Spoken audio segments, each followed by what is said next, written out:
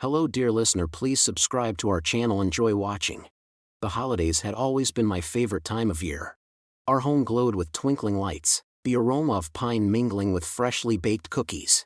Katie, my wife of 7 years, was the architect of it all. She loved Christmas, reveling in every detail, from the wreath on the front door to the sparkling ornaments on the tree. But this year, something felt wrong. At first, I thought it was just me being paranoid. Katie seemed distracted. She'd disappear into another room to take calls or text late at night, her laughter muffled behind closed doors. When I asked who it was, she'd shrug and say it was work. I wanted to believe her. I wanted to think that we were still the same couple who danced under mistletoe and exchanged silly, heartfelt gifts. But doubt has a way of creeping in, relentless and insidious. One night, Katie's phone lit up while she was asleep beside me. The name Aiden appeared on the screen, along with a message, "Can't stop thinking about you." My heart sank. Aiden? Who the hell was Aiden? I told myself not to jump to conclusions. Maybe it was innocent, a joke from a friend.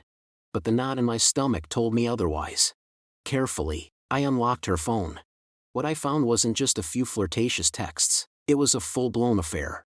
Months of messages, pictures, even plans to meet. The betrayal was there, in black and white, and it hit me like a freight train. I spent the rest of the night staring at the ceiling, my mind racing. Confronting her immediately would have been easy. But I wasn't interested in easy. I wanted something more. Something that would make her regret every lie she'd told me. Over the next few days, I became an investigator. Katie had no idea I was watching her so closely. I placed a GPS tracker in her purse, a device so small she'd never notice it. I started following her movements, learning her patterns. Sure enough, she led me straight to him. Aiden lived in a sleek apartment downtown. I watched them from a distance, my blood boiling as they shared stolen moments. But I wasn't ready to act yet. Instead, I started digging into Aiden's life. He was a charming man on the surface, but it didn't take long to uncover his flaws. Gambling debts, shady business deals, and a trail of broken relationships. The man was a ticking time bomb. Christmas Eve was fast approaching, and Katie threw herself into preparations for our annual holiday party. Little did she know, this year's event would be unlike any other. I sent Aiden an anonymous email, posing as Katie. "Come to the party," I wrote. "It'll be our little secret." To my astonishment, he accepted. It was almost laughable how reckless they both were. They thought they could outsmart me, but they had no idea what was coming. On the day of the party, I set up cameras in the living room, disguised among the decorations. I arranged for a projector to connect to my laptop, ensuring that when the time came, the truth would be on full display. Guests began to arrive, filling the house with laughter and holiday cheer. Katie flitted about, the perfect hostess, her betrayal hidden behind a warm smile. When Aiden walked in, I nearly lost my composure. He was confident, even smug, as if he belonged there. Katie's eyes flicked at him briefly, a silent acknowledgement that they thought went unnoticed. But I saw everything. As the clock struck midnight, I raised my glass and called for everyone's attention. "Before we toast to Christmas," I began, "I'd like to share a little surprise." Katie's smile faltered, her eyes darting nervously around the room. I clicked a button on my phone, and the projector sprang to life. At first, the screen showed a slideshow of happy moments, pictures of Katie and me over the years. But then the images changed. There she was with Aiden, laughing, kissing, sneaking into his apartment. Gasps filled the room, and Katie's face went pale. "What the hell is this?" she whispered. "It's your Christmas gift," I said, my voice calm but icy. "You and Aiden made quite the team." The room erupted into chaos. Katie tried to explain, stammering apologies that fell on deaf ears. Aiden looked like he wanted to disappear, his bravado evaporating in an instant. But I wasn't done yet. "Aiden," I said, stepping toward him, "I've also prepared something special for you."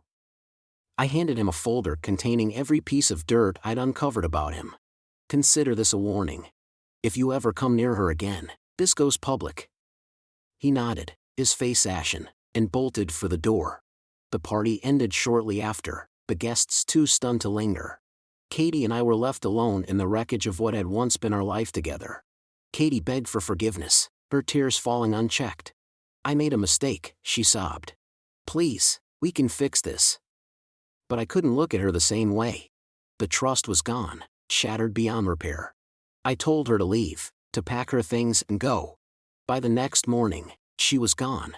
For weeks, I thought the story had ended. But then, one day, I received a package. Inside was a letter from Aiden, written in shaky handwriting. "I'm sorry for everything," it read. "But you need to know, Katie wasn't the one who started this. She was blackmailed. Someone was threatening her, using me as leverage. She didn't want to hurt you." The revelation knocked the wind out of me. Could it be true? Had I punished her for something she'd been forced into? The thought haunted me, but there was no way to confirm it. Katie had cut all ties, and I was left with only my guilt. The revelation about Katie's blackmail haunted me for months. I couldn't shake the image of her being cornered into a situation she couldn't escape. Slowly, I began piecing together details of her life that I had overlooked. Little things, her strained conversations, the anxious glances at her phone, the nights she seemed more exhausted than usual. Driven by guilt, I hired a private investigator.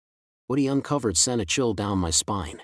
Katie had indeed been blackmailed by someone from her past, a man named Victor, whose criminal history stretched back decades.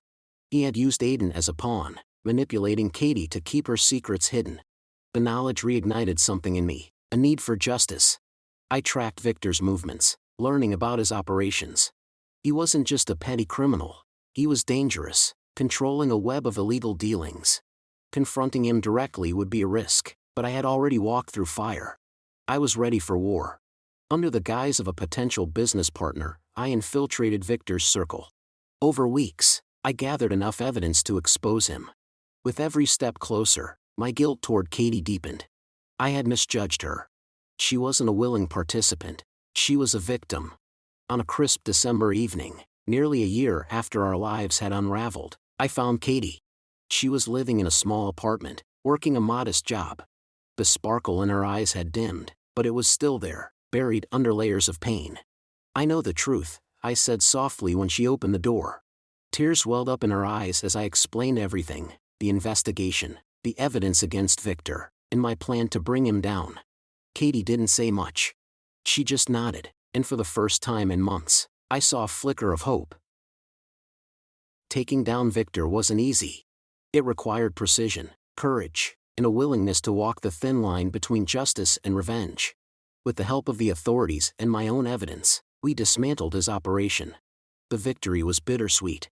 It couldn't erase the damage done, but it was a step toward healing. That Christmas, Katie and I found ourselves together again, sitting by a modest tree in her small apartment. It wasn't the grand celebrations of the past, but it was real. The pain hadn't vanished, but neither had the love. "Can we start over?" she asked, her voice trembling. I took her hand, squeezing it gently. "We already have." And as the snow fell softly outside, I felt something I hadn't in a long time: peace. If you leave a comment, tell us what you think about the story you heard. It's important to us and will help us find and tell stories that you find interesting. Thank you for watching us.